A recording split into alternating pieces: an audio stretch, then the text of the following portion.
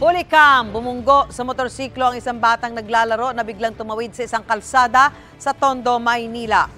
Ang motorcycle rider agad namang dinala sa ospital ang bata at handa raw sagutin ang lahat ng gastusin. Paigtingin naman daw ng barangay ang pagsaway sa mga batang naglalaro sa kalsada. May unang balita, si Jomera Presto. Sa kuhang ito ng CCTV ng Barangay 139 sa bahagi ng San Pedro Street sa Balot, Tondo sa Maynila, kita ang dalawang bata na naglalaro at nagtatakbuhan. Ilang beses din silang tumawid sa kalsada. Ang isa sa kanila nagtago pa sa mga nakaparadang sasakyan.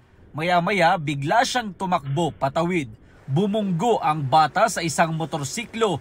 Bumulagta ang bata sa kalsada. Isinugod sa ospital na nakabanggang rider ang bata.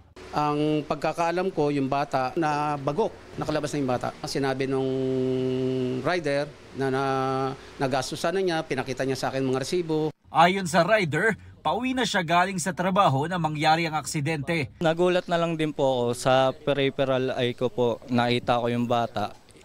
Pinilit ko po siyang iiwas yung motor ko para hindi ko siya magip. Kaso hindi na kinaya ng preno, hindi na rin kinaya ng pagliko ko. Sumalpok na sa akin yung bata. Handa naman daw sagutin ng rider kung ano pa ang gagastusin sa biktima. Nakatakda rin daw sila magharap sa barangay ng pamilya ng bata. Kaugnay naman sa mga nakaparadang sasakyan kung saan nangyari ang aksidente, sinabi ng barangay na ginawa ng one-side parking ng kabilang barangay ang lugar. Mas paigtingin daw nila ang pagsaway sa mga batang naglalaro sa kalsada.